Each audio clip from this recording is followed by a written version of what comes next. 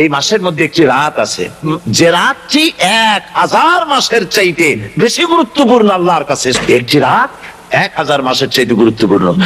1000 মাস calculator দিয়ে হিসাব করলে দেখা যায় যে 1000 মাসে 83 বছর 4 মাস হয়।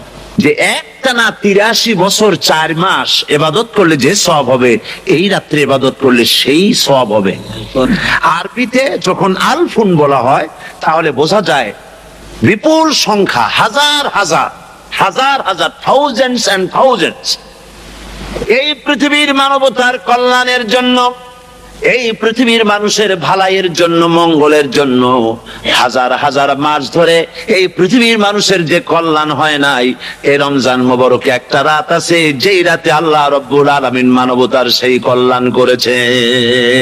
কোরআন নাজিল করে পৃথিবীর মানুষকে সেই কল্যাণ আল্লাহ দিয়েছেন। সুবহানাল্লাহ, কি নিয়ামত আমাদের কাছে! সেই নিয়ামতকে আমরা চিনলাম না, আমরা বুঝতে পারলাম না কত বড় নিয়ামত আল্লাহ আমাদের দান করেছে। হুজুরের জীবনের শেষ রমজান মুবারকে কোরআন নাজিল পরিপূর্ণ হয়ে গেছে। হযরত জিবরাইল বলেন, হুজুর কোরআন তো নাজিল তামাম হয়ে গিয়েছে, এবার আপনি পুরা কোরআন পড়ে আমারে শোনান। হযরত রাসূল পুরাটা পড়ে 30 পারা পড়ে শোনায় দিলেন। জিবরাইল শুনলেন। এবার জিবরাইল বলেন, হুজুর আমি তেলাওয়াত করতেছি, আপনি শোনেন। হযরত জিবরাইল 30 পারা পড়লেন, হুজুর শুনলেন। আবার হযরত জিবরাইল বলেন, হুজুর এবার আবার আপনি পড়েন। হুজুর পড়লেন, জিবরাইল শুনলেন। আবার জিবরাইল পড়লেন, হুজুর শুনলেন। তার মানে হলো হুজুর যে বছর ইন্তেকাল করলেন, ওই বছরের রমজান মুবারকে হযরত জিবরাইল 2 বার পড়েছেন, হুজুর শুনেছেন। আর হুজুর 2 বার পড়েছেন, জিবরাইল শুনেছেন, যাতে করে একটা জের জবর, একটা আয়াত, একটা সেমিকোলন যেন বাদ না পড়ে যায়। কোরআন কারীম মুখস্থ করার জন্য আল্লাহ রাব্বুল আলামিন এটাকে স্থায়ী করার জন্য বাধ্যতামূলক করেছেন। নামাজের ভিতরে তেলাওয়াত করতে হবে। মানুষ নামাজের মধ্যে তেলাওয়াত করে সওয়াবের জন্য, সকালে পড়ে, বিকালে পড়ে, অর্থ সহকারে বুঝে পড়ে, রাত্রে পড়ে, দিনে পড়ে। পৃথিবীতে এমন একটা মুহূর্ত নাই যখন কোরআনে কারীম তেলাওয়াত হয় না। কোরআন শরীফের ভিতরে রয়েছে সবকিছু, মানুষের যা প্রয়োজন সবকিছু এই কোরআনে কারীমের মধ্যে আল্লাহ পাক সন্নিবেশিত করে দিয়েছেন। জোরে কোন সুবহানাল্লাহি ওয়া বিহামদিহি। কেউ যদি কোরআনের কাছে জিজ্ঞাসা করে, কোরআন তুমি কোথা থেকে নাজিল হয়েছ, কে তোমাকে নাজিল করেছে, এই প্রশ্ন যদি কেউ কোরআনের কাছে করে, কোরআন নিজেই তার জবাব দিতে পারে কিনা? কোরআন নিজেই বলে, এ কোরআন নাজিল করেছেন তিনি, যিনি ওই উচ্চ আকাশ আর জমিনকে যিনি সৃষ্টি করেছেন, সেই আল্লাহ আমারে নাজিল করেছেন।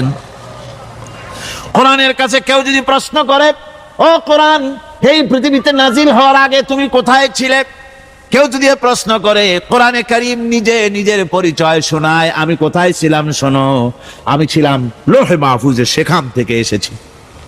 যদি কেউ প্রশ্ন করে, কোরআন কি, কোরআন তুমি কার উপরে অবতীর্ণ হয়েছ, জবাব কোরআন নিজেই দেয়, ঈমান আনো সেই জিনিসের উপরে যেটা মুহাম্মদ সাল্লাল্লাহু আলাইহি ওয়াসাল্লামের উপর অবতীর্ণ হয়েছে। আবার অন্য আয়াতেও জবাব পাওয়া যায়, অতীব বরকতপূর্ণ মহান সত্তা সেই আল্লাহ রাব্বুল আলামিন, যিনি তার বান্দার পরে ফুরকান অবতীর্ণ করেছেন। সুবহানাল্লাহি ওয়া বিহামদিহি। কোরআনের নাম আমি বলেছিলাম শুধু কোরআন নয়, অনেক নাম আছে কোরআনের, আর এক নাম ফুরকান।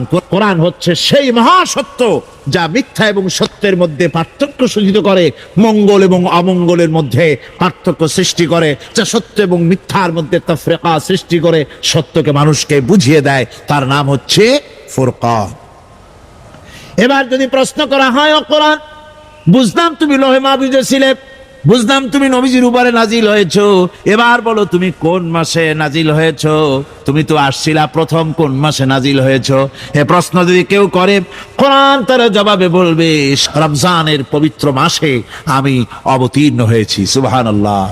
যদি প্রশ্ন করা হয়, রমজানে তো আসছো, কিন্তু প্রথম নাজিল হয়েছিল কোন সময়, ওটা কি দিন ছিল না রাত ছিল? কোরআন তার জবাবে বলে, কদরের পবিত্র রাতে আমি এই পৃথিবীতে আমার আগমন ঘটেছিল।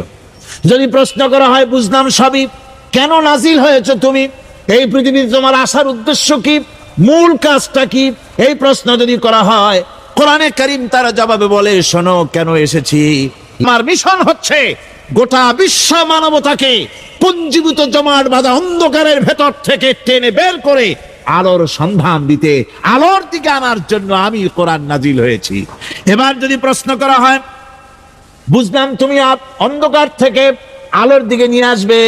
আলোর দিকে আসলে পরে ফায়দাটা কি হবে? মূল ফায়দাটা বুঝায় দাও, আসল ফায়দা কি হবে তোমারে যদি মানি। কোরআন তার জবাব দেয়, এই কোরআনকে যদি মেনে চলো, এই কোরআনের আইন যদি মানো, সমাজে মানো, ব্যক্তিতে মানো, পরিবারে মানে, রাষ্ট্রে মানো, জীবনের সব ক্ষেত্রে সমস্ত জায়গায় যদি এই কোরআনকে মেনে চলো, ফালা খাউফুন আলাইহিম, তাহলে তোমাদের কোনো ভয় থাকবে না, ওয়ালা হুম ইয়াহজানুন, কোনো চিন্তাও থাকবে না, সবগুলি পেয়ে যাবে। এখন যদি আবার প্রশ্ন করা হয়, কোরআন বুঝলাম তোমারে মানলে পরে সব ফায়দা হবে, তাহলে এবার জবাব দাও, তোমার ভিতরে কি রাজনীতি আছে নাকি? আমি তো মানুষ, আমার রাজনীতি করা লাগে। আমরা তো জঙ্গলের পশু নই, আমরা তো মানুষ। আমাদের সমাজ আছে, আমাদের পৌর নির্বাচন আছে, আমাদের জাতীয় নির্বাচন আছে, আমাদের কলকারখানা আছে, জমিন আছে, আমাদের রাজনীতি, অর্থনীতি, সমাজনীতি আছে, পারিবারিক নীতি আছে, অনেক নিয়ম মালা আছে, নিয়ম নীতি আছে।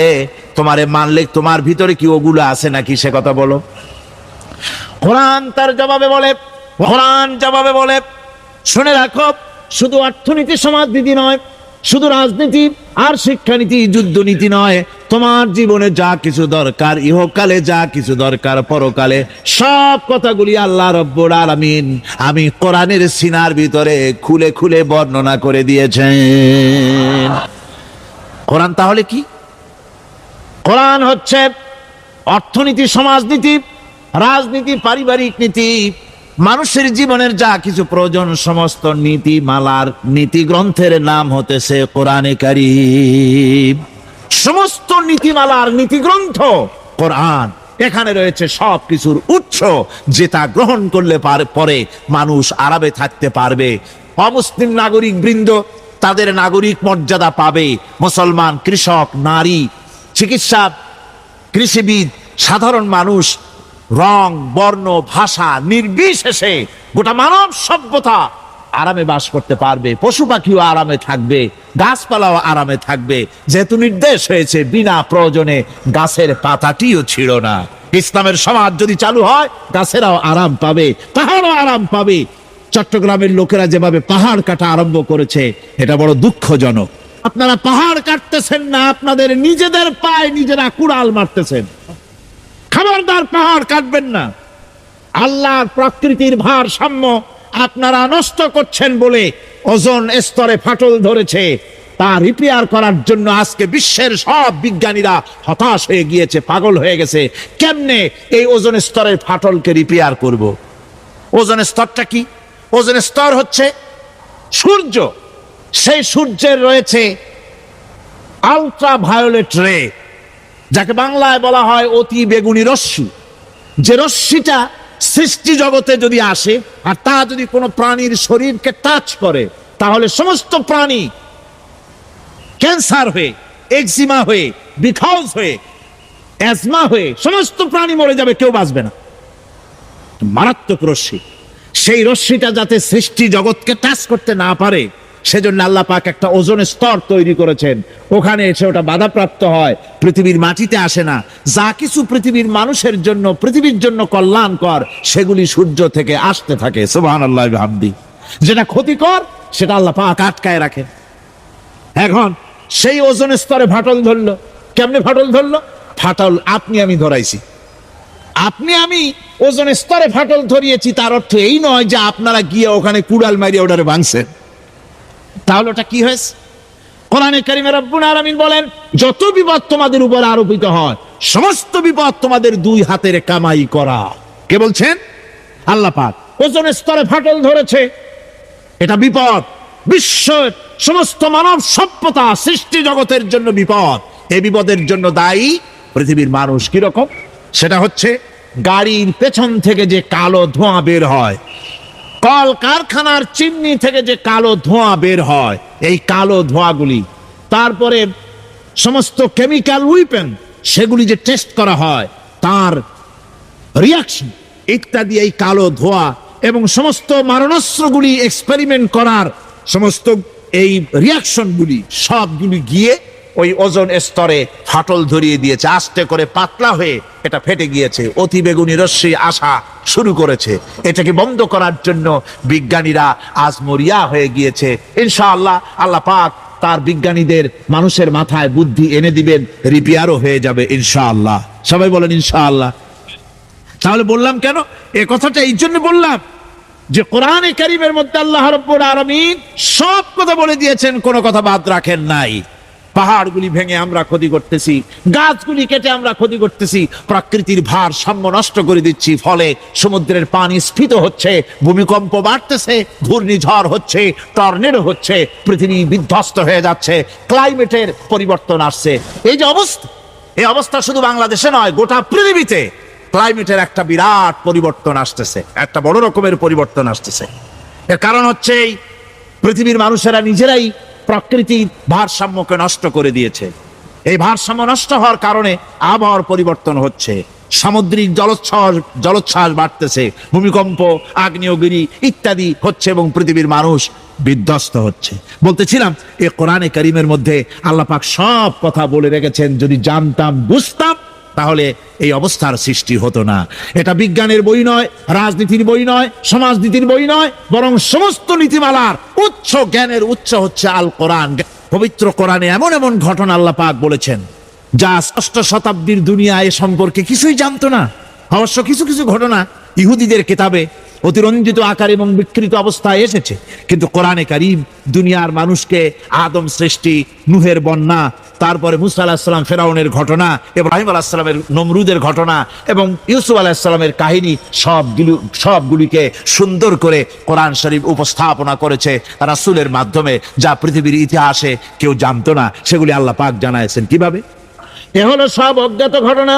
সমস্ত ঘটনাগুলি আল্লাহ পাক তার হাবিবকে শুনিয়ে বলে দিলেন, সব অজ্ঞাত ঘটনা যা তুমি জানতে না, তোমার কোনো জানা ছিল না, আমি ওহীর মাধ্যমে তোমাকে সব জানাইছি। ইউসুফ আলাইহিস সালামকে যখন তার ভাইয়েরা কুয়ার মধ্যে ফেলে দিতেছিল তখন তুমি উপস্থিত ছিলে না, এই ঘটনা ওহীর মাধ্যমে আমি জানালাম। মুসা আলাইহিস সালামকে যখন ফেরাউন দরিয়ার ভিতরে ফেলে দিল, সেই সময় তুমি সিনাই পর্বতের পাশে দাঁড়িয়ে সব দৃশ্য লক্ষ্য করনি, অথচ আমি ওহীর মাধ্যমে সব তোমাকে খুলে খুলে বলে দিয়েছি। আল্লাহ পাক সমস্ত ঘটনাগুলিকে বলে বলে কোরআন শরীফের মধ্যে সব সাজিয়ে দিলেন, বলে দিলেন। তিনি বললেন, ফেরাউন যে মুসার সঙ্গে যে ব্যবহারটা করলো, এ সময় সেখানে তুমি উপস্থিত ছিলে না, আমি ওহীর মাধ্যমে তোমাকে তা জানিয়েছি। আল্লাহ পাক বলেন, এভাবে আমি আপনার কাছে অতীত ঘটনাগুলি ওহীর মাধ্যমে নিখুঁত ভাবে আপনার সামনে সব বলে দিয়েছি। আমার ভাইয়েরা, এই বিশ্বলোকে ঊর্ধ্ব লোক সম্পর্কে নিয়ে ভুল তথ্য বর্ণনা আল্লাহ পাক করে দিয়েছেন কোরআনের মাধ্যমে। 1665 খ্রিস্টাব্দে স্যার আইজাক নিউটন তিনি আবিষ্কার করলেন মাধ্যাকর্ষণ শক্তিকে।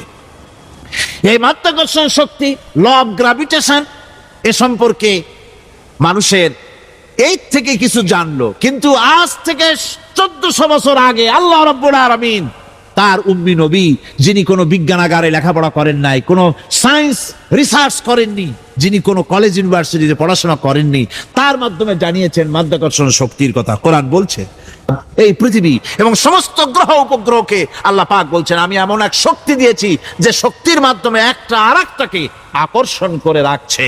এই পৃথিবীতে মাধ্যাকর্ষণ শক্তি শুধু পৃথিবীর নাই, সূর্যের আছে, মঙ্গলের আছে, নেপচুনের আছে, ইউরেনাসের আছে, বৃহস্পতির আছে। প্রত্যেকটি গ্রহের আলাদা আলাদা মাধ্যাকর্ষণ শক্তি আছে, আর এই শক্তির বলে একটা আরেকটাকে টেনে ধরছে, যাতে করে বিচ্ছিন্ন হয়ে না যায়, যাতে করে ধ্বংসপ্রাপ্ত না হয়। এগুলি আল্লাহ পাক এই তথ্যগুলি কোরআনে কারীমের মধ্যে বলেছেন। ফলে মরিস বুকাইলির মতো লোক, যিনি ফরাসি দার্শনিক, তিনি বলেছেন দুনিয়ার সমস্ত বিজ্ঞানীদের থিওরি হচ্ছে এই, যে বিজ্ঞানের কোনো থিওরি ফাইনাল নয়। আজ একটা হচ্ছে, কাল সেটাকে পরিবর্তন করে নতুন আরেক থিওরি আসতেছে।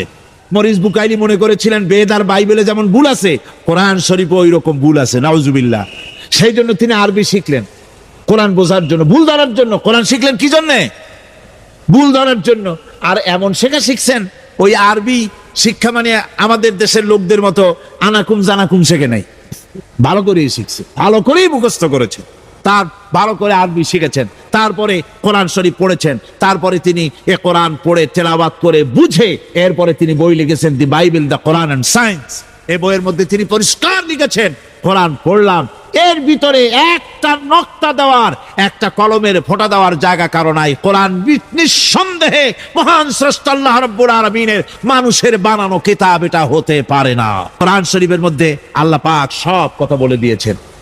বিজ্ঞানের সাথে কিন্তু কোরআনের সংঘর্ষ নাই। অনেকে মনে করে যে বিজ্ঞান আর কোরআন এর মধ্যে বিরাট সংঘর্ষ। না, বিরাট সংঘর্ষ নয়, দুই একটা পয়েন্টে সংঘর্ষ থাকতে পারে। অধিকাংশ ব্যাপারই বিজ্ঞান, আমি মনে করি বিজ্ঞানের আবিষ্কার যত বাড়বে কোরআন বোঝা মানুষের জন্য তত সহজ হবে।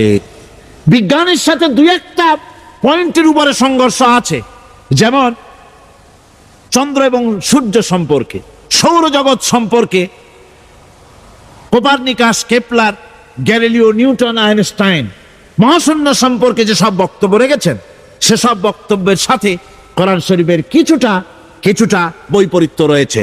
যেমন কেউ বলেছেন সূর্য ঘোরে, পৃথিবী স্থির, কেউ বলে সূর্যের চতুর্দিকে পৃথিবী ঘোরে, কেউ কয় চন্দ্র ঘোরে। এই বিতর্কের মীমাংসা আল্লাহ পাক করছেন কোরআনে কারিমে। বহু আগে গ্যালিলিও, কেপলার, কোপারনিকাস এদের বলার অনেক আগে বিশ্বনবী জনাবে মুহাম্মদ রাসূলুল্লাহ সাল্লাল্লাহু আলাইহি ওয়াসাল্লাম তিনি বলে দিয়েছেন, আল্লাহর কথা তিনি বলেছেন, প্রবল জ্ঞানী হইবে যাহারা, আপন মনেতে বুঝিবে তাহারা, রাত্রি পারে না আগে যাইবার দিনের স্থান করি অধিকার, চন্দ্র বাঁধে না সূর্যের গায়েতে, সূর্য পারে না চন্দ্রকে ধরিতে, যার যে স্থান বহাল রাখিয়া ভ্রমণ করিছে খোদাকে ডরিয়া।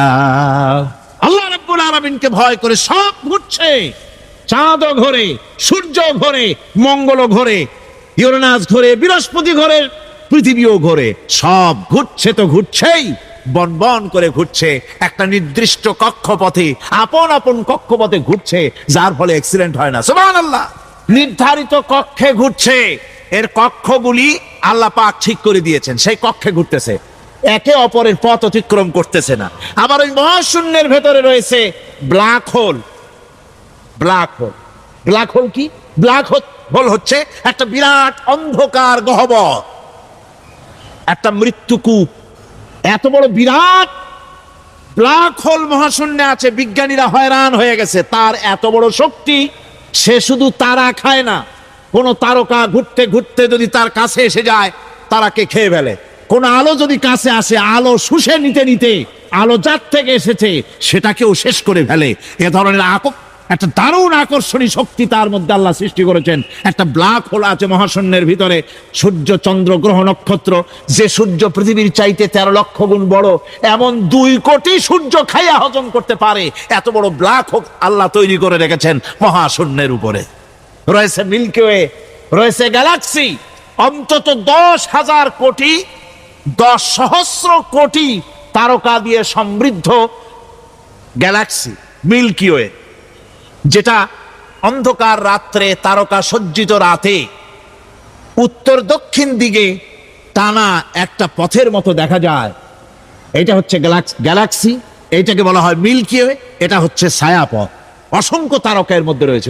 বিজ্ঞানীরা বলেছেন দৈত্যের মতো বিরাট বিরাট তারকা আছে, যে সূর্য পৃথিবীর চাইতে 13 লক্ষ গুণ বড়। এরকমের সূর্য অন্তত 3 কোটি সূর্য খাইয়া হজম করতে পারে, এরকম অসংখ্য তারকা মিল্কি ওয়ের ভিতরে আল্লাহ সৃষ্টি করেছেন। আর মানুষ লাফায়, 4 আঙ্গুল মানুষ খালি লাফ দেয়, মোষ কতগুলো রাখিয়া, কোন আনন্দে লাফাও। কি শক্তি তোমার! মহাশূন্যের তুলনায় এই পৃথিবীর অবস্থান কি জানেন? মাথা নত হয়ে আসবে চিন্তা করলে, কি বিশাল সৃষ্টি আল্লাহ পাকের। এই ছায়াপথ, এই গ্যালাক্সি, এর তুলনায় পৃথিবীর অবস্থান কোথায়? পৃথিবীর অবস্থানটা হচ্ছে, আমার হাতে এটা একটু কলম, এই কলমটা কাগজের উপরে আমি যদি এই নিপটা রাখি, কাগজের ভিতরে নিপে যতটুকুন জায়গা টাচ করবে, মহাশূন্য গ্যালাক্সি মিল্কি ওয়ে, আল্লাহর ওই মহাশূন্যের তুলনায় পৃথিবীর অবস্থান একটা কলমের নিপে যতটুকুন জায়গা নেয় এর থেকে বেশি নয়। এই যদি হয় পৃথিবী, তাহলে সেই পৃথিবীর মানুষ আপনি কতটুকুন? সলিমুদ্দি বসিরুদ্দি খালি লাফায়। আমার বন্ধুগণ, লাফের চোটে বলে হ্যান করেঙ্গে ত্যান করেঙ্গে, লাঠিকে আন্দার মুগুর ভরেঙ্গে। কয়দিন পর শোনা যায় শীত হয়ে পড়ছে, কিছু নাই। আল্লাহ পাকের এই অসীম সৃষ্টি জগৎ, এর সঙ্গে বিজ্ঞানের সংঘর্ষ কম, দুই একটা পয়েন্টে আছে। বাকি সবগুলিতে বিজ্ঞানের আবিষ্কার যত বাড়তেছে, আল্লাহরে চেনা, সৃষ্টি জগৎকে জানা মানুষের জন্য তত সহজ হচ্ছে। কোরআন শিখিয়েছেন আমাদেরকে রহমান, এমন নিয়ামত দিয়েছেন যার মধ্যে সব আছে। মানুষ সৃষ্টির ব্যাপারে, মানব সৃষ্টির ব্যাপারে নির্ভুল তথ্য যদি পেতে হয় তাহলে কার কাছে যাব? আল্লাহর কাছে যেতে হবে। আর আল্লাহর কাছে না যাইয়া মানব সৃষ্টির রহস্য যদি জানতে যাই ডারউইনের কাছে, তাহলে আপনার মামু হবে সুন্দরবনের বান্দরেরা, ঠিক কিনা? বান্দরেরা হবে মামু, শিম্পাঞ্জি ওরাং ওটাং হবে আপনার নানার দাদা। তার কারণ ডারউইন সাহেব বলেছেন মানুষ এর পূর্বপুরুষ হলো বাঁদর, শিম্পাঞ্জি, ওরাং ওটাং। এটা হলো তার থিওরি অফ ইভলিউশন। এই বিবর্তনবাদের থিওরি পেশ করতে গিয়ে তিনি বলেছেন মানুষ হলো বান্দরের জাত। আরে বেটা, তুই বান্দরের জাত। নিজের লেজ কাটিয়া সকলের লেজ কাটা আরম্ভ করতে যাচ্ছে।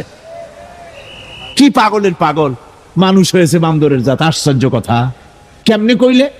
তো বললো যে শিম্পাঞ্জি দেখছে, তো সে শিম্পাঞ্জি দেখে তার মনে হয়েছে যে মানুষ ওই রকমই তো দেখা যায়, তো মানুষ বুঝি বান্দর থেকেই আসছে। আমি বলি পৃথিবীতে এমন পাগল আমি কোনোদিন দেখিও নাই, শুনিও নাই যে কোনো পাগল পাবদা মাছ দেখে বলেছে যে এটা হচ্ছে বোয়াল মাছের পূর্বপুরুষ। টাকি মাছ দেখে কোন ছাগলেও বলেছে আজ পর্যন্ত যেটা হলো শোল মাছের পূর্বপুরুষ। পুঁটি খাইতে খাইতে আস্তে আস্তে বিরাট শোলে পরিণত হয়ে গেছে, কোনো পাগলেও বলেনি। আচ্ছা, মেনে নিলাম দারুন সাহেবের থিওরি, মেনে নিলাম এক সেকেন্ডের জন্য যে বান্দর থেকেই মানুষ হইছে। এখনো তো বানর প্রজাতি আছে না, শেষ হয়ে গেছে? আছে কিনা? তাহলে সুন্দরবনে যান, যে দেখুন কোন বাঁদর কি এ পর্যন্ত দেখা গেছে যে কোমর পর্যন্ত মানুষের মতো হয়ে গেছে? আর একটু দুধ আর পনির আর একটু এই শুটকি মাছ লোটটা ফিশ খাওয়াইলে আর কদিনের মধ্যে এই বান্দরটা মানুষ হয়ে যাবে। হয়েছে এরকম? বাঁদরের 12 আনা মানুষ হয়ে গেছে, 14 আনা মানুষ হয়ে গেছে, আর অল্প একটু বাকি। এরকম দেখা গেছে কোথাও? দেখা যায়নি। এগুলি পাগলামি কথা, পাগলামি কথা। মানুষ বানর থেকে আসেনি, মানুষ ওরাং ওটাং থেকে আসেনি, মানুষ শিম্পাঞ্জি থেকে আসেনি। মানুষ এসছে কোত্থেকে? এটা জানতে হলে এ নির্মূল তথ্য জানার জন্য আসতে হবে কোরআনের কাছে। কার কাছে? আল্লাহ রাব্বুল আলামিন তার হাবিবের মুখ থেকে মানব সৃষ্টি রহস্য তিনি উদ্ঘাটন করে দিয়েছেন। তিনি বলেছেন, দুনিয়াবাসীকে শুনিয়েছেন। আল্লাহ পাক বলেন মানুষ কি তার সৃষ্টি রহস্য দেখে না? কেমনে তাকে আমি সৃষ্টি করেছি? মায়ের বক্ষ পিঞ্জর থেকে, বাপের পৃষ্ঠ থেকে সবেগে নির্গত এক ফোঁটা নাপাক পানি দিয়ে আমি আল্লাহ মানুষকে সৃষ্টি করেছি। বান্দর থেকে নয়, ওরাংওটাং থেকে নয়, শিম্পাঞ্জি থেকে নয়। মানুষের অরিজিন মানুষ। আদম থেকে তোমরা জন্মগ্রহণ করেছো, আদম এসেছে মাটি থেকে, তোমরা এসেছো আদম থেকে। সুবহানাল্লাহি ওয়া বিহামদি। এটাই হলো মানব সৃষ্টি রহস্যের কথা আল্লাহ পাক বলে দিয়েছেন। অন্যত্র আল্লাহ বলে নিষ্প্রাণ মাটি থেকে তোমার উৎপত্তি হয়েছে, আর এই নিষ্প্রাণ মাটি দিয়ে তোমাকে তৈরি করা হয়েছে। এগুলি মাতৃগর্ভের ভিতরে গিয়া নাপাক পানি ফোঁটা জমাট রক্ত হয়েছে, গোশত হয়েছে, তারপরে মানুষের আকৃতি দিয়েছি, আর এরপরে বাচ্চার আকারে মায়ের পেট থেকে আমি আল্লাহ মানুষ করে তোমাকে বের করেছি। সুতরাং মানব সৃষ্টি রহস্যের কথা বিজ্ঞানের সাথে যেটা সাংঘর্ষিক হবে কোরআনের সাথে, আমরা সেটা মানতে পারি না। আমাদেরকে মানতে হবে এখানে সব কথা আল্লামাল কোরআন। কোরআন শিখিয়ে মানুষকে আল্লাহ পাক সবচাইতে বড় দয়া করেছেন, এর থেকে বড় দয়ার হয় না। কোরআন শিখিয়েছেন আমাদের, যার মধ্যে সমস্ত তথ্যের কথা আল্লাহ পাক বলেছেন। The universe and doctor Einstein বইয়ের ভিতরে লেখা হয়েছে যে একদিন এমন হবে যখন ধীরে ধীরে সূর্য তার আরো হারিয়ে ফেলবে, চন্দ্র নিষ্প্রভ হয়ে যাবে, আর পৃথিবী আস্তে আস্তে তার গতি হারিয়ে ফেলবে।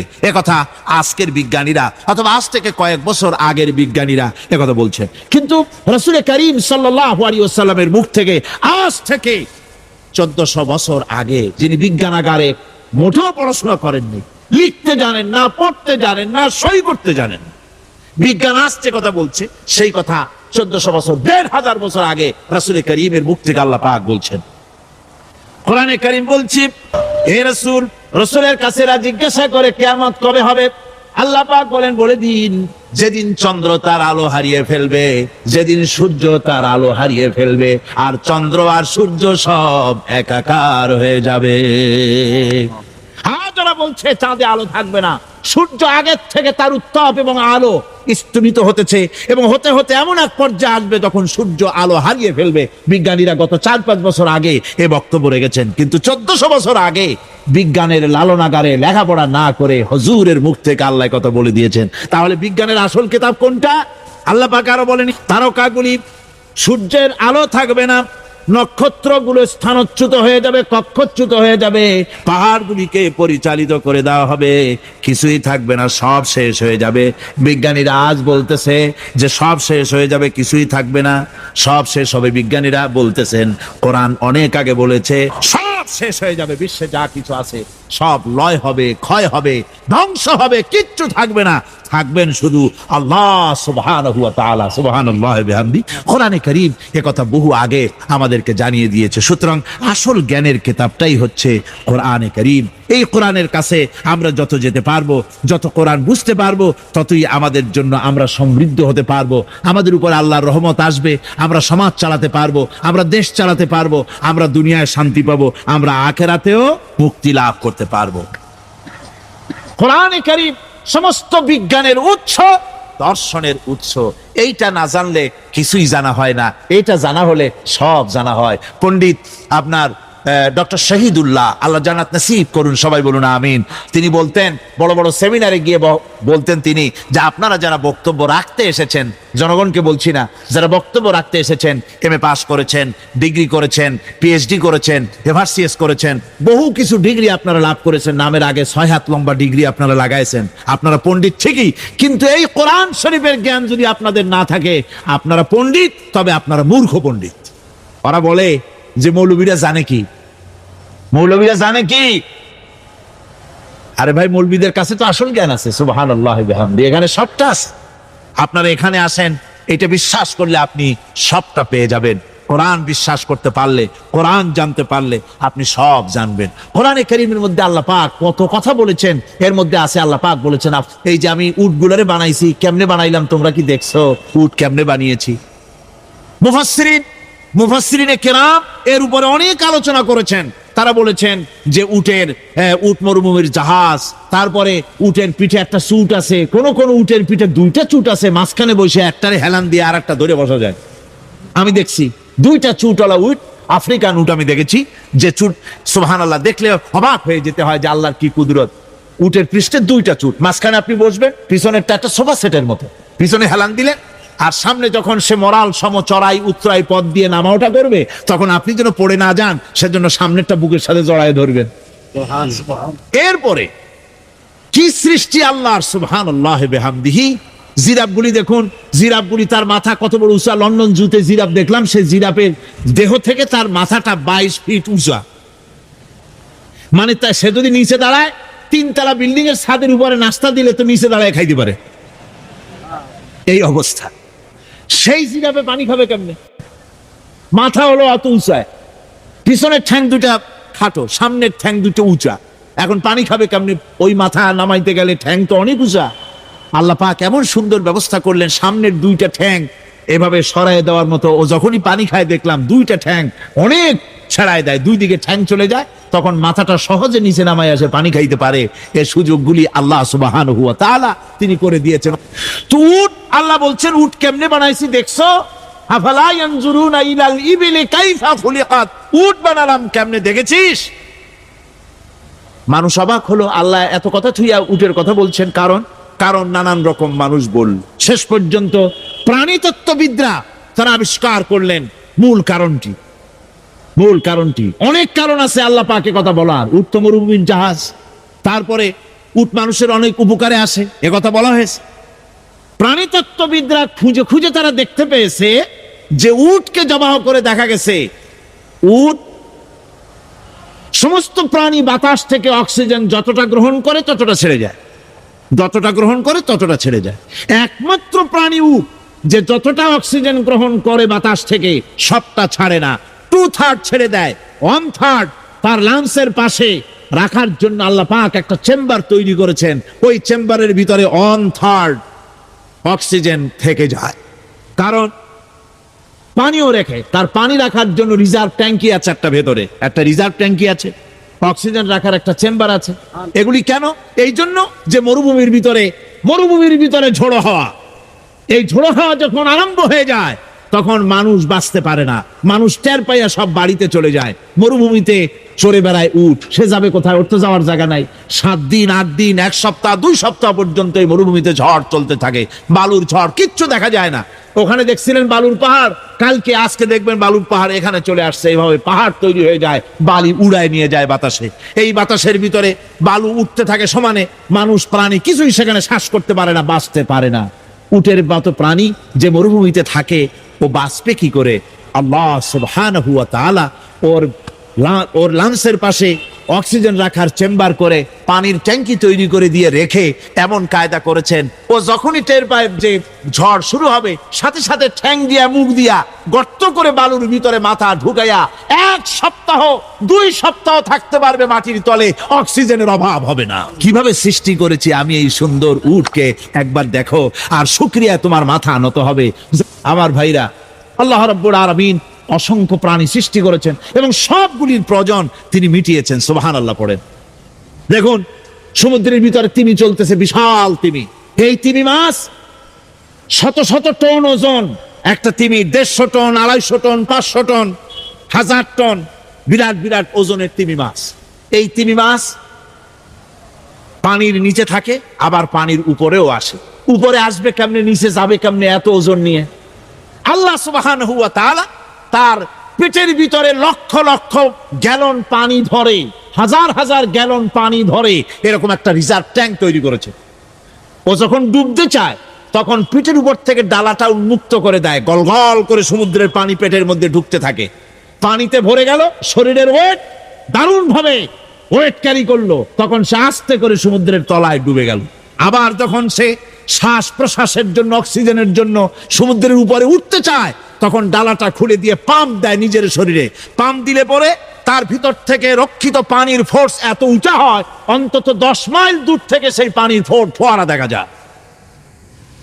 তিমি মাছের এই অবস্থা দেখে মানুষ তৈরি করেছে সাবমেরিন। আমি সাবমেরিনেও চড়েছি, দেখেছি। দ্বিতীয় বিশ্বযুদ্ধে যে সাবমেরিন ব্যবহার করা হয়েছিল, পোর্টসমাউথে সেই সাবমেরিন আমাকে দেখানো হয়েছে, আমি দেখেছি। তাতেও ঠিক একই কায়দায় পানি ভরে পানির তলায় যায়, আবার ওঠার সময় পানি ছেড়ে উপরে চলে আসে। তিমি মাছ থেকেই মানুষ এটাকে গ্রহণ করেছে। মানুষের শিক্ষার জন্য অগণিত প্রাণী আল্লাহ সৃষ্টি করেছেন বিজ্ঞানের সাথে, তাই কোরআনের সংঘর্ষ নাই। বিজ্ঞান মানুষকে যত বেশি আবিষ্কার করবে, বিজ্ঞান কোরআন বোঝা মানুষের জন্য তত সহজ হবে। আর আপনারা যত জ্ঞানী হবেন, কোরআন যত পড়বেন, মাথা তত নত হবে। মানুষের কাছে জ্ঞান খুবই সংক্ষিপ্ত জ্ঞান, মানুষের কাছে অমা উতিতুম মিনাল ইলমি ইল্লা কালিলা, খুব সামান্যতম জ্ঞানই তোমাদেরকে দেওয়া হয়েছে, বেশি জ্ঞান আমাদের কাছে নাই। সবচাইতে বড় জ্ঞানের উৎস আল্লাহ সুবহানাহু ওয়া তাআলা, জ্ঞানের উৎস হচ্ছে কোরআনে হাকিম। সেই কোরআন থেকে আল্লাহ পাক দয়া করে আমাদেরকে কোরআন শিখিয়েছেন। জোরে কোন সুবহানাল্লাহি বিহামদিহি। এই কোরআনের সব কথা, আল্লাহ আর রহমান আল্লামাল কোরআন, আল্লাহর সবচাইতে বড় দয়া আমাদেরকে কোরআন শিখিয়েছেন। জোরে কোন সুবহানাল্লাহ। এবার যদি প্রশ্ন করা হয়, ও কোরআন, বুঝলাম তুমি লোহে মাহফুজে ছিলে, বুঝলাম তুমি নবীজির উপরে নাজিল হয়েছো, এবার বলো তুমি কোন মাসে নাজিল হয়েছো? তুমি তো আসছিলা প্রথম, কোন মাসে নাজিল হয়েছো? এ প্রশ্ন যদি কেউ করে, কোরআন তার জবাবে বলবে, রমজানের পবিত্র মাসে আমি অবতীর্ণ হয়েছি। সুবহানাল্লাহ। যদি প্রশ্ন করা হয়, রমজানে তো আসছো, কিন্তু প্রথম নাজিল হয়েছিল কোন সময়? ওটা কি দিন ছিল না রাত ছিল? কোরআন তার জবাবে বলে, কদরের পবিত্র রাতে আমি এই পৃথিবীতে আমার আগমন ঘটেছিল।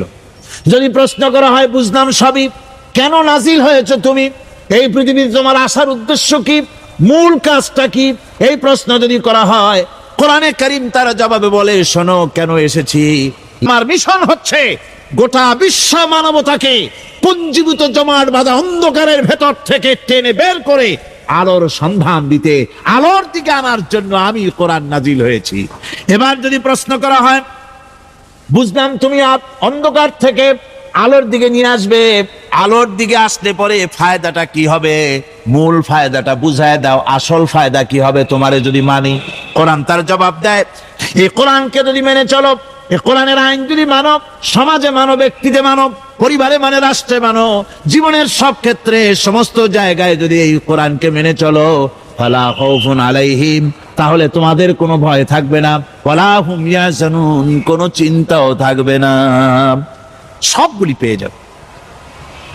এখন যদি আবার প্রশ্ন করা হয়, কোরআন বুঝলাম তোমারে মানলে পরে সব ফায়দা হবে, তাহলে এবার জবাব দাও, তোমার ভিতরে কি রাজনীতি আছে নাকি? আমি তো মানুষ, আমার রাজনীতি করা লাগে। আমরা তো জঙ্গলের পশু নই, আমরা তো মানুষ, আমাদের সমাজ আছে, আমাদের পৌর নির্বাচন আছে, আমাদের জাতীয় নির্বাচন আছে, আমাদের কলকারখানা আছে, জমিন আছে, আমাদের রাজনীতি, অর্থনীতি, সমাজনীতি আছে, পারিবারিক নীতি আছে, অনেক নিয়ম মালা আছে, নিয়ম নীতি আছে। তোমারে মানলে তোমার ভিতরে কি ওগুলো আছে নাকি, সে কথা বলো। কোরআন তার জবাবে বলে, কোরআন জবাবে বলে, শুনে রাখো, শুধু অর্থনীতি সমাজনীতি নয়, শুধু রাজনীতি আর শিক্ষানীতি, যুদ্ধনীতি নয়, তোমার জীবনে যা কিছু দরকার, ইহকালে যা কিছু দরকার, পরকালে, সব কথাগুলি আল্লাহ রব্বুল আলামিন আমি কোরআনের সিনার ভিতরে খুলে খুলে বর্ণনা করে দিয়েছেন। কোরআন তাহলে কি? কোরআন হচ্ছে অর্থনীতি, সমাজনীতি, রাজনীতি, পারিবারিক নীতি, মানুষের জীবনের যা কিছু প্রয়োজন, সমস্ত নীতি মালার নীতি গ্রন্থের নাম হতেছে কোরআনে কারীম। সমস্ত নীতিমালার নীতি গ্রন্থ কোরআন। এখানে রয়েছে সব কিছুর উৎস, যেটা গ্রহণ করলে পরে মানুষ আরামে থাকতে পারবে। অমুসলিম নাগরিক বৃন্দ তাদের নাগরিক মর্যাদা পাবে। মুসলমান, কৃষক, নারী, চিকিৎসা, কৃষিবিদ, সাধারণ মানুষ, রং, বর্ণ, ভাষা নির্বিশেষে গোটা মানব সভ্যতা আরামে বাস করতে পারবে। পশু পাখিও আরামে থাকবে, গাছপালাও আরামে থাকবে, যেহেতু নির্দেশ হয়েছে বিনা প্রয়োজনে গাছের পাতাটিও ছিঁড়ো না। ইসলামের সমাজ যদি চালু হয়, গাছেরাও আরাম পাবে, পাহাড়ও আরাম পাবে। চট্টগ্রামের লোকেরা যেভাবে পাহাড় কাটা আরম্ভ করেছে, এটা বড় দুঃখজনক। আপনারা পাহাড় কাটতেছেন না, আপনাদের নিজেদের পায়ে নিজেরা কুড়াল মারতেছেন। খবরদার পাহাড় কাটবেন না। আল্লাহর প্রকৃতির ভারসাম্য আপনারা নষ্ট করছেন বলে ওজোন স্তরে ফাটল ধরেছে। তা রিপেয়ার করার জন্য আজকে বিশ্বের সব বিজ্ঞানীরা হতাশ হয়ে গিয়েছে, পাগল হয়ে গেছে। কেমনে এই ওজোন স্তরের ফাটলকে রিপেয়ার করব? ওজোন স্তরটা কি? ওজোন স্তর হচ্ছে সূর্য। সেই সূর্যের রয়েছে আলট্রা ভায়োলেট রে, যাকে বাংলায় বলা হয় অতি বেগুনি রশ্মি। যে রশ্মিটা সৃষ্টি জগতে যদি আসে আর তা যদি কোনো প্রাণীর শরীরকে টাচ করে, তাহলে সমস্ত প্রাণী ক্যান্সার হয়ে, এক্সিমা হয়ে, বিখাউজ হয়ে, অ্যাজমা হয়ে সমস্ত প্রাণী মরে যাবে, কেউ বাঁচবে না। মারাত্মক রশ্মি। সেই রশ্মিটা যাতে সৃষ্টি জগৎকে টাচ করতে না পারে, সেজন্য আল্লাহ পাক একটা ওজোন স্তর তৈরি করেছেন। ওখানে এসে ওটা বাধাপ্রাপ্ত হয়, পৃথিবীর মাটিতে আসে না। যা কিছু পৃথিবীর মানুষের জন্য, পৃথিবীর জন্য কল্যাণকর, সেগুলি সূর্য থেকে আসতে থাকে। সুবহানাল্লাহি ওয়া বিহামদিহি। যেটা ক্ষতিকর, সেটা আল্লাহ পাক আটকায় রাখেন। এখন সেই ওজোন স্তরে ফাটল ধরলো। কেমনে ফাটল ধরলো? ফাটল আপনি আমি ধরাইছি। আপনি আমি ওজোন স্তরে ফাটল ধরিয়েছি, তার অর্থ এই নয় যে আপনারা গিয়ে ওখানে কুড়াল মারিয়ে ওটারে ভাঙছেন। তাহলে ওটা কি হয়েছে? কোরআনে কারীমে রব্বুল আলামিন বলেন, যত বিপদ তোমাদের উপর আরোপিত হয়, সমস্ত বিপদ তোমাদের দুই হাতের কামাই করা। কে বলছেন? আল্লাহ পাক। ওজোন স্তরে ফাটল ধরেছে, এটা বিপদ। বিশ্বের সমস্ত মানব সভ্যতা, সৃষ্টি জগতের জন্য বিপদ। এই বিপদের জন্য দায়ী পৃথিবীর মানুষ। কিরকম?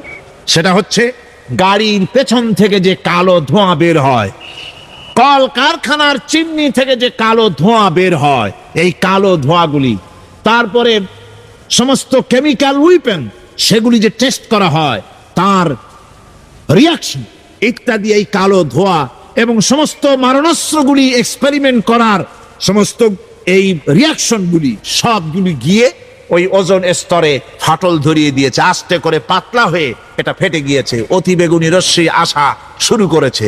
এটাকে বন্ধ করার জন্য বিজ্ঞানীরা আজ মরিয়া হয়ে গিয়েছে। ইনশাআল্লাহ আল্লাহ পাক তার বিজ্ঞানীদের মানুষের মাথায় বুদ্ধি এনে দিবেন, রিপেয়ারও হয়ে যাবে ইনশাআল্লাহ। সবাই বলেন ইনশাআল্লাহ। সেই সময় তুমি সিনাই পর্বতের পাশে দাঁড়িয়ে সব দৃশ্য লক্ষ্য করনি, অথচ আমি ওহির মাধ্যমে সব তোমাকে খুলে খুলে বলে দিয়েছি। আল্লাহ পাক সমস্ত ঘটনাগুলিকে বলে বলে কোরআন শরীফের মধ্যে সব সাজিয়ে দিলেন, বলে দিলেন। তিনি বললেন, ফেরাউন যে মুসার সঙ্গে যে ব্যবহারটা করলো, এ সময় সেখানে তুমি উপস্থিত ছিলে না, আমি ওহির মাধ্যমে তোমাকে তা জানিয়েছি। আল্লাহ পাক বলেন, এভাবে আমি আপনার কাছে অতীত ঘটনাবলী ওহির মাধ্যমে নিখুঁত ভাবে আপনার সামনে সব বলে দিয়েছি। আমার ভাইয়েরা, এই বিশ্বলোকে ঊর্ধ্ব লোক সম্পর্কে নিয়ে ভুল তথ্য বর্ণনা আল্লাহ পাক করে দিয়েছেন কোরআনের মাধ্যমে। 1665 খ্রিস্টাব্দে স্যার আইজাক নিউটন তিনি আবিষ্কার করলেন মাধ্যাকর্ষণ শক্তিকে। এই মাধ্যাকর্ষণ শক্তি, ল অফ গ্রাভিটেশন, এ সম্পর্কে মানুষের এই থেকে কিছু জানলো, কিন্তু আজ থেকে 1400 বছর আগে আল্লাহ রাব্বুল আলামিন তার উম্মি নবী, যিনি কোনো বিজ্ঞানাগারে লেখাপড়া করেন নাই, কোনো সায়েন্স রিসার্চ করেননি, যিনি কোনো কলেজ ইউনিভার্সিটিতে পড়াশোনা করেননি, তার মাধ্যমে জানিয়েছেন মাধ্যাকর্ষণ শক্তির কথা। কোরআন বলছে এই পৃথিবী এবং সমস্ত গ্রহ উপগ্রহকে আল্লাহ পাক বলছেন, আমি এমন এক শক্তি দিয়েছি যে শক্তির মাধ্যমে একটা আরেকটাকে আকর্ষণ করে রাখছে। এই পৃথিবীতে মাধ্যাকর্ষণ শক্তি শুধু পৃথিবীর নাই, সূর্যের আছে, মঙ্গলের আছে, নেপচুনের আছে, ইউরেনাসের আছে, বৃহস্পতির আছে। প্রত্যেকটি গ্রহের আলাদা আলাদা মাধ্যাকর্ষণ শক্তি আছে, আর এই শক্তির বলে একটা আরেকটাকে টেনে ধরছে, যাতে করে বিচ্ছিন্ন হয়ে না যায়, যাতে করে ধ্বংসপ্রাপ্ত না হয়। এগুলি আল্লাহ পাক এই তথ্যগুলি কোরআনে কারীমের মধ্যে বলেছেন। ফলে মরিস বুকাইলির মতো লোক, যিনি ফরাসি দার্শনিক, তিনি বলেছেন দুনিয়ার সমস্ত বিজ্ঞানীদের থিওরি হচ্ছে এই, যে বিজ্ঞানের কোনো থিওরি ফাইনাল নয়। আজ একটা হচ্ছে, কাল সেটাকে পরিবর্তন করে নতুন আর এক থিওরি আসতেছে। মরিস বুকাইলি মনে করেছিলেন বেদ আর বাইবেলে যেমন ভুল আছে, কোরআন শরীফে ওই রকম ভুল আছে, নাউজুবিল্লাহ। সেই জন্য তিনি আরবি শিখলেন কোরআন বোঝার জন্য, ভুল ধরার জন্য। কোরআন শিখলেন কি জন্যে? ভুল ধরার জন্য। আর এমন শেখা শিখছেন, ওই আরবি শিক্ষা মানে আমাদের দেশের লোকদের মতো আনাকুম জানাকুম শেখে নাই, ভালো করেই শিখছে, ভালো করেই মুখস্থ করেছে, তার ভালো করে আরবি শিখেছেন, তারপরে কোরআন শরীফ পড়েছেন, তারপরে তিনি এ কোরআন পড়ে তেলাওয়াত করে বুঝে এরপরে তিনি বই লিখেছেন দি Bible, the Quran and science. এই বইয়ের মধ্যে তিনি পরিষ্কার লিখেছেন, কোরআন পড়লাম, এর ভিতরে একটা নক্তা দেওয়ার, একটা কলমের ফোঁটা দেওয়ার জায়গা কারো নাই। কোরআন নিঃসন্দেহে মহান স্রষ্টা আল্লাহ রাব্বুল আলামিনের মানুষের বানানো কিতাব, এটা হতে পারে না। কোরআন শরীফের মধ্যে আল্লাহ পাক সব কথা বলে দিয়েছেন। বিজ্ঞানের সাথে কিন্তু কোরআনের সংঘর্ষ নাই। অনেকে মনে করে যে বিজ্ঞান আর কোরআন এর মধ্যে বিরাট সংঘর্ষ। না, বিরাট সংঘর্ষ নয়, দুই একটা পয়েন্টে সংঘর্ষ থাকতে পারে। অধিকাংশ ব্যাপারই বিজ্ঞান, আমি মনে করি বিজ্ঞানের আবিষ্কার যত বাড়বে, কোরআন বোঝা মানুষের জন্য তত সহজ হবে। বিজ্ঞানের সাথে দুই একটা পয়েন্টের উপরে সংঘর্ষ আছে, যেমন চন্দ্র এবং সূর্য সম্পর্কে, সৌরজগৎ সম্পর্কে Copernicus, Kepler, Galileo, Newton, Einstein মহাশূন্য সম্পর্কে যে সব বক্তব্য রেখেছেন, সেসব বক্তব্যের সাথে কোরআন শরীফের কিছুটা বৈপরীত্য রয়েছে। যেমন কেউ বলেছেন সূর্য ঘোরে, পৃথিবী স্থির, কেউ বলে সূর্যের চতুর্দিকে পৃথিবী ঘোরে, কেউ কয় চন্দ্র ঘোরে। এই বিতর্কের মীমাংসা আল্লাহ পাক করছেন কোরআনে কারিমে বহু আগে। গ্যালিলিও, কেপলার, কোপারনিকাস এদের বলার অনেক আগে বিশ্বনবী জানাবে মুহাম্মদ রাসূলুল্লাহ সাল্লাল্লাহু আলাইহি ওয়াসাল্লাম তিনি বলে দিয়েছেন, আল্লাহর কথা তিনি বলেছেন, প্রবল জ্ঞানী হইবে যাহারা, আপন মনেতে বুঝিবে তাহারা, রাত্রি পারে না আগে যাইবার দিনের স্থান করি অধিকার, চন্দ্র বাঁধে না সূর্যের গায়েতে, সূর্য পারে না চন্দ্রকে ধরিতে, যার যে স্থান বহাল রাখিয়া ভ্রমণ করিছে খোদাকে ডরিয়া। আল্লাহ রাব্বুল আলামিনকে ভয় করে সব ঘুরছে, চাঁদ ঘোরে, সূর্য ঘোরে, মঙ্গল ঘোরে, ইউরেনাস ঘোরে, বৃহস্পতি ঘোরে, পৃথিবীও ঘোরে, সব ঘুরছে তো ঘুরছেই, বন করে ঘুরছে একটা নির্দিষ্ট কক্ষপথে, আপন আপন কক্ষপথে ঘুরছে, যার ফলে অ্যাক্সিডেন্ট হয় না। সুবহানাল্লাহ। নির্ধারিত কক্ষে ঘুরছে, এর কক্ষগুলি আল্লাহ পাক ঠিক করে দিয়েছেন, সেই কক্ষে ঘুরতেছে, একে অপরের পথ অতিক্রম করতেছে না। আবার ওই মহাশূন্যের ভেতরে রয়েছে ব্ল্যাক হোল। ব্ল্যাক হোল কি? ব্ল্যাক হোল হচ্ছে একটা বিরাট অন্ধকার গহ্বর, একটা মৃত্যুকূপ। এত বড় বিরাট ব্ল্যাক হোল মহাশূন্যে আছে, বিজ্ঞানীরা হয়রান হয়ে গেছে। তার এত বড় শক্তি, সে শুধু তারা খায় না, কোন তারকা ঘুরতে ঘুরতে যদি তার কাছে এসে যায় তারাকে খেয়ে ফেলে। কোন আলো যদি কাছে আসে, আলো শুষে নিতে নিতে আলো যার থেকে এসেছে সেটাকেও শেষ করে ফেলে। এ ধরনের একটা দারুণ আকর্ষণী শক্তি তার মধ্যে আল্লাহ সৃষ্টি করেছেন। একটা ব্ল্যাক হোল আছে মহাশূন্যের ভিতরে, সূর্য চন্দ্র গ্রহ নক্ষত্র, যে সূর্য পৃথিবীর চাইতে 13 লক্ষ গুণ বড়, এমন 2 কোটি সূর্য খাইয়া হজম করতে পারে এত বড় ব্ল্যাক হোল আল্লাহ তৈরি করে রেখেছেন মহাশূন্যের উপরে।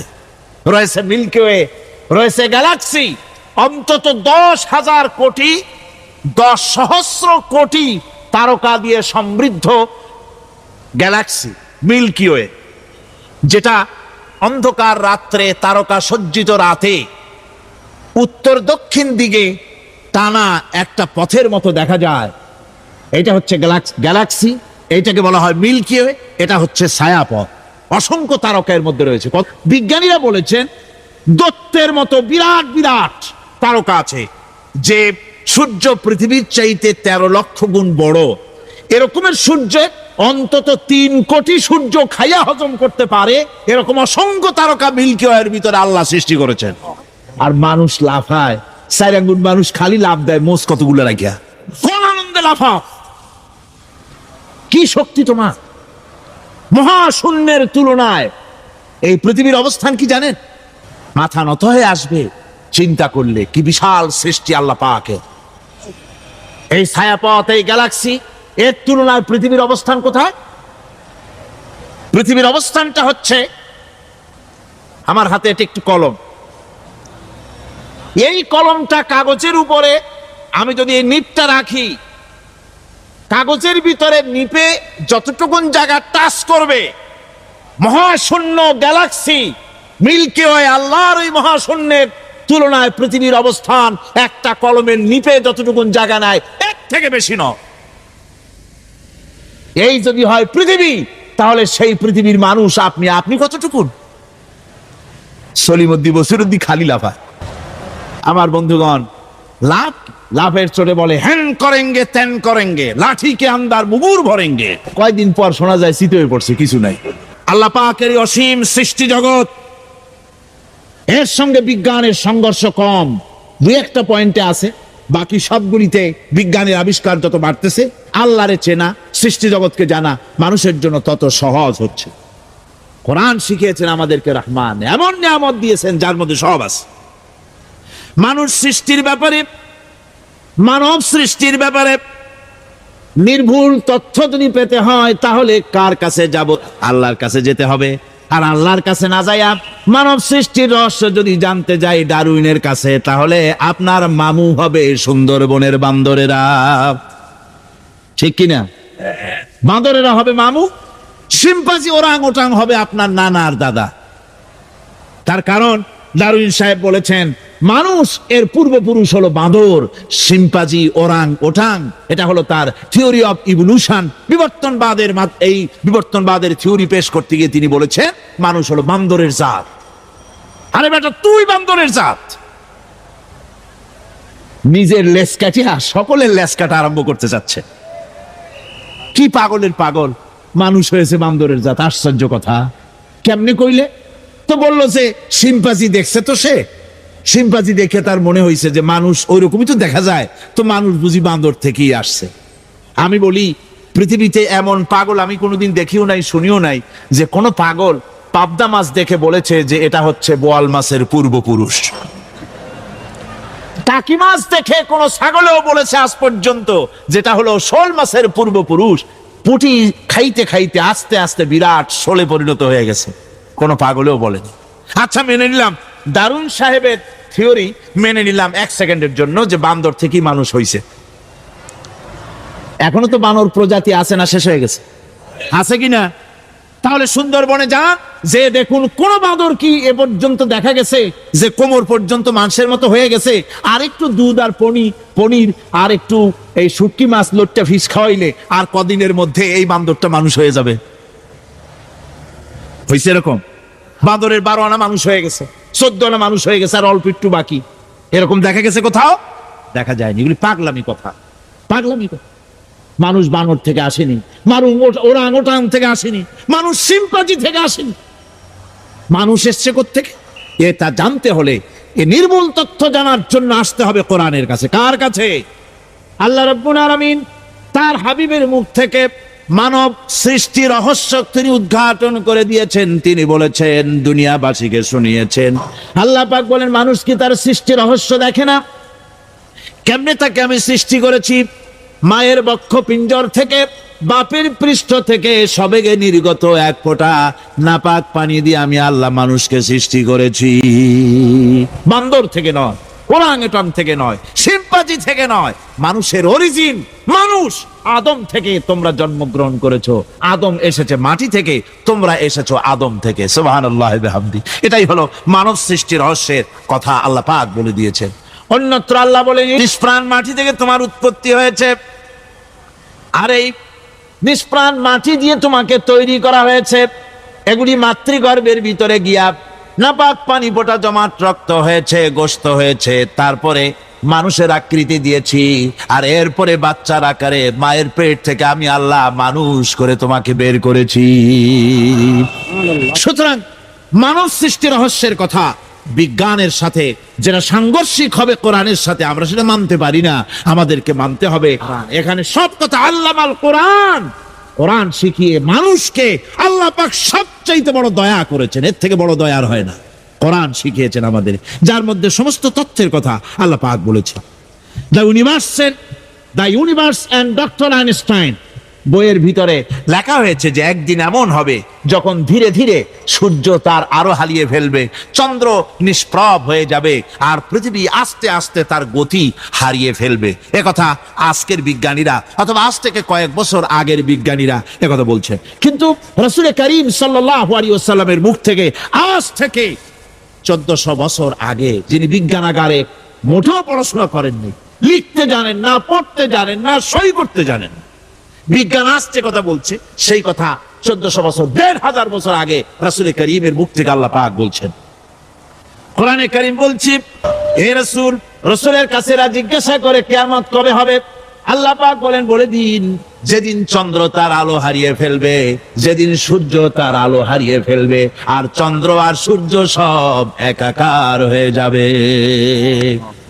যারা বলছে চাঁদে আলো থাকবে না, সূর্য আগের থেকে তার উত্তাপ এবং আলো স্তমিত হতেছে, এবং হতে হতে এমন এক পর্যায়ে আসবে যখন সূর্য আলো হারিয়ে ফেলবে। বিজ্ঞানীরা গত 4-5 বছর আগে এ বক্তব্য রেখেছেন, কিন্তু 1400 বছর আগে বিজ্ঞানের লালনাগারে লেখাপড়া না করে হুজুরের মুখ থেকে আল্লাহ কথা বলে দিয়েছেন। তাহলে বিজ্ঞানের আসল কিতাব কোনটা? আল্লাহ পাক আরো বলেন, তারকাগুলি, সূর্যের আলো থাকবে না, নক্ষত্রগুলো স্থানচ্যুত হয়ে যাবে, কক্ষচ্যুত হয়ে যাবে, পাহাড়গুলিকে পরিচালিত করে দেওয়া হবে, কিছুই থাকবে না, সব শেষ হয়ে যাবে। বিজ্ঞানীরা আজ বলতেছে যে সব শেষ হয়ে যাবে, কিছুই থাকবে না, সব শেষ হবে। বিজ্ঞানীরা বলতেছেন, কোরআন অনেক আগে বলেছে সব শেষ হয়ে যাবে, বিশ্বে যা কিছু আছে সব লয় হবে, ক্ষয় হবে, ধ্বংস হবে, কিচ্ছু থাকবে না, থাকবেন শুধু আল্লাহ সুবহানাহু ওয়া তাআলা। সুবহানাল্লাহ।